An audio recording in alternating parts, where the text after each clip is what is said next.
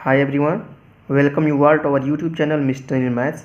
स्वागत करता हूं आप सभी लोगों का आपके अपने इस YouTube channel mister Neel maths में। आशा करता हूं आप लोग बहुत ही अच्छे होंगे और अपनी पढ़ाई को बहुत ही अच्छे तरीके से कर रहे होंगे। तो चलिए शुरू करते हैं। और शुरू करने से पहले हमें आपसे ये कहना है, अगर आप इस चैनल पर नए हैं तो प्लीज़ चैनल को सब्सक्राइब ज़रूर कर लें। तो चलिए शुरू करते हैं आज का अपना ये लेक्चर, जो हम पढ़ेंगे अलजेब्रा। अलजेब्रा ही बहुत ही इम्पॉर्टेंट है हमारे मैथमेटिक्स में, जिसमें हम पॉलिनॉमियल आज पढ़ेंगे।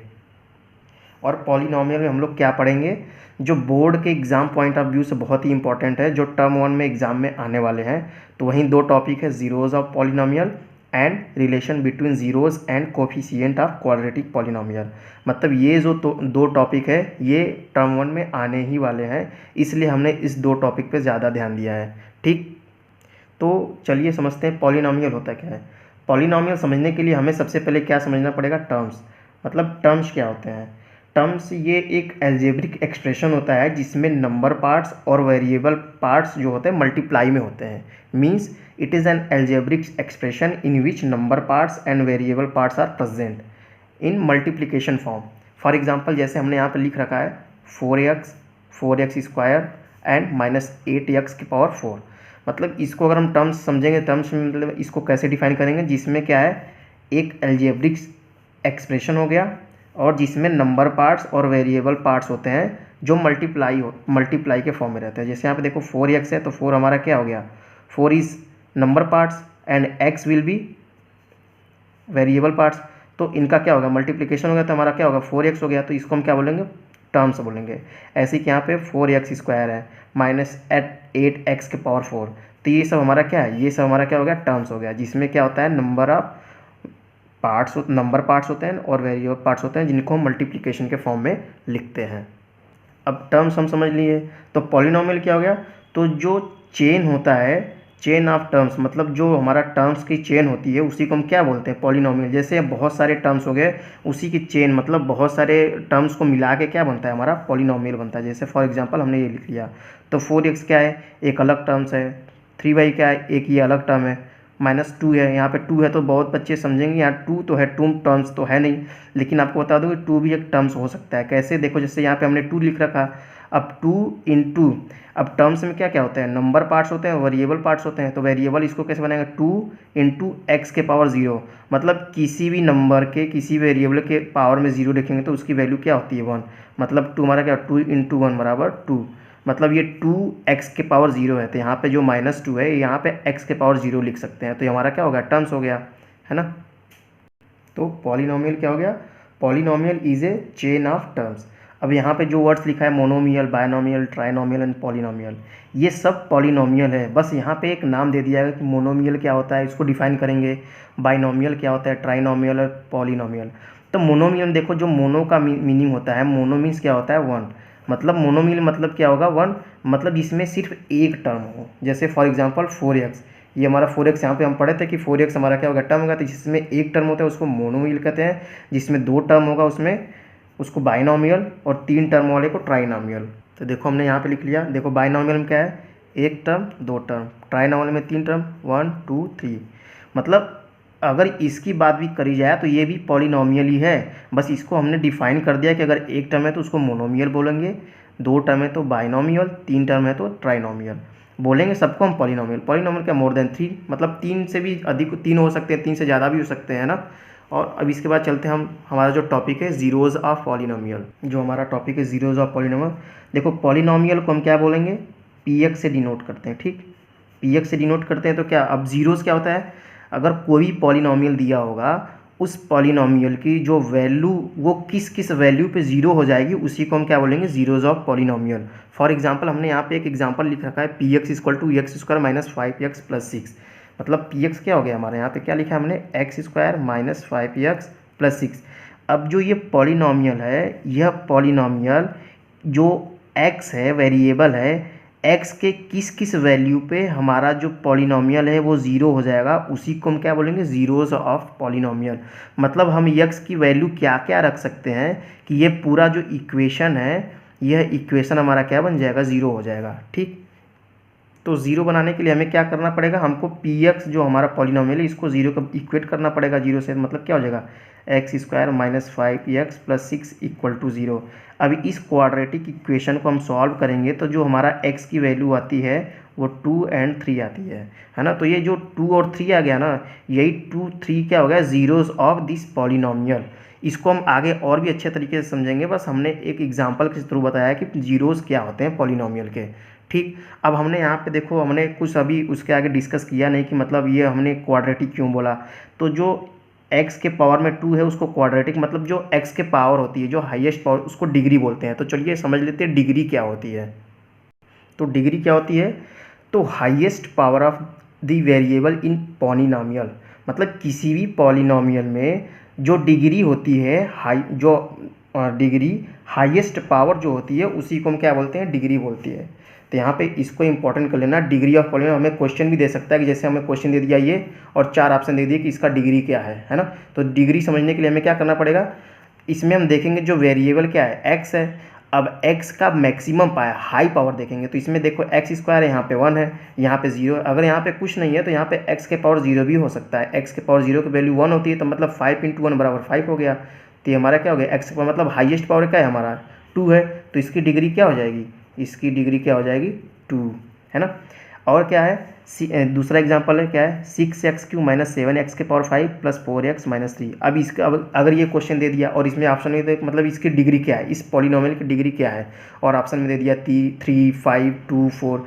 तो हम देखेंगे पहले वेरिएबल कौन सा है, वेरिएबल हमारा x है। x का हाईएस्ट पावर क्या है, यहाँ पे 3 है, 5 है, 2 है, मतलब हमारा हाईएस्ट पावर क्या है 5 है। तो हमारा क्या हो गया डिग्री, यहाँ पे डिग्री हमारा क्या हो गया 5। अब ऐसे ही हम डिफाइन करते हैं कि जो हमारा पॉलिनोमियल है वो लीनियर है, क्वाड्रेटिक है, क्यूबिक है ना। तो जो वेरिएबल होता है, वेरिएबल हमारा उसके पावर में अगर 1 होता है तो वो हमारा लीनियर होता है। इसको ध्यान रखना कि अगर हमारे पास कोई पॉलिनोमियल दिया हुआ है, गिवन है, उस पॉलिनोमियल में जो वेरिएबल का पावर अगर 1 रहेगा तो उसको लीनियर बोलेंगे, अगर हाईएस्ट पावर 2 रहेगा तो उसको क्वाड्रेटिक बोलेंगे, और हाईएस्ट पावर 3 रहेगा तो क्यूबिक बोलेंगे। तो हमें क्या पढ़ना है, एक ये पढ़ना है, एक ये पढ़ना है, लीनियर और क्वाड्रेटिक पढ़ना है। तो ध्यान रखना कि पॉलिनोमियल अगर गिवन होगा तो उसका जो वेरिएबल का मैक्सिमम पावर क्या होगा 2 होगा। देखो यहाँ पे पूरा जो पॉलिनोमियल दिया हुआ है इसमें मैक्सिमम पावर वेरिएबल का क्या है 2 है, तो हमारा क्या हो जाएगा क्वाड्रेटिक। इसमें मैक्सिमम पावर क्या है 3 है, तो इसको क्या बोलेंगे, कोई क्यूबिक बोलेंगे। और एक बात बहुत इंपॉर्टेंट है, इसको नोट करके रखना कि जो हमारी डिग्री, जब भी हम किसी भी पॉलिनोमियल की डिग्री फाइंड करेंगे तो जो हम हाईएस्ट पावर वेरिएबल का लेते हैं वो होल नंबर होना चाहिए। Whole number in the sense कि होल नंबर क्या होते हैं 0 1 2 3 4 5 6 एनी नेचुरल नंबर इंक्लूडिंग 0। मतलब होल नंबर्स मतलब क्या हो गया, जो हमारी डिग्री, यहाँ पे मैंने लिख रखा है कि जो power of variable in polynomial, जैसे हमारा ये पॉलिनोमियल है, इस पॉलिनोमियल में जो पावर होता है वह 0 1 2 3 4 ऐसे इनफाइनाइट तक चले जाएगा। ऐसा नहीं होना चाहिए कि मतलब उसके पावर में 0.5 हो रहा है, 2/3 हो रहा है ना। ये पावर्स में नहीं होनी चाहिए। अगर ये पावर्स में ऐसे अगर पावर्स रहेगा वेरिएबल का तो वो हमको पॉलिनोमियल इंक्लूड नहीं करेंगे, डिग्री नहीं मानेंगे। किसी भी पॉलिनोमियल की डिग्री तभी होगी जब वो होल नंबर्स में होगा, जो पावर्स होगा वो होल नंबर्स में होगा। इसको भी नोट करके रख लेना, ठीक है। ये हमारा क्या है, नोट है, इम्पॉर्टेंट है, ठीक। तो हमने पिछले वाले में ये समझा था ना जीरोज़ ऑफ पॉलिनोमियल्स। तो जीरोज़ ऑफ पॉलिनोमियल के लिए हमने क्वाड्रेटिक इक्वेशन लिखा था यहाँ पे x² minus 5x plus 6 equal to 0, है ना। तो यहाँ पे हमने जो पॉलिनोमियल को 0 से इक्वेट कर दिए थे, तो जो हमारी x की वैल्यू आई थी जो, वही हमारा क्या होता है जीरोज़ हो गया। हमने एक टॉपिक समझ लिखा जीरोज़ ऑफ पॉलिनोमियल, एंड दूसरा टॉपिक क्या है, relation between zeros and coefficient of quadratic polynomial. दूसरा टॉपिक हमने देखा, देखो यहाँ पे क्या है, relation between zeros and coefficient of quadratic polynomial. अब हमने क्वाड्रेटिक पॉलिनोमियल के बारे में पढ़ रखा, क्योंकि हमने डिस्कस कर लिया यहाँ पे लीनियर, क्वाड्रेटिक एंड क्यूबिक।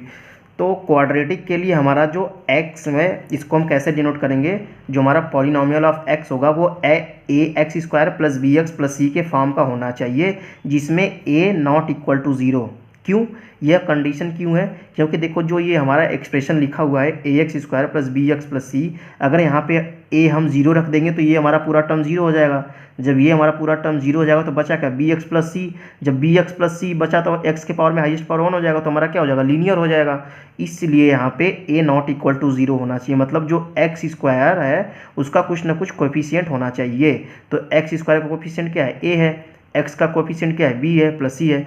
तो जीरोस और कोएफिशिएंट हमें क्या बताता है, यहाँ पे जो पॉलिनोमियल गिवन है इसमें हमको रूट्स बताएगा। जो भी हम, जैसे हमारा ये हमारा पॉलिनोमियल है, इसके दो रूट्स आएंगे, दो रूट्स इन द सेंस दो जीरोस।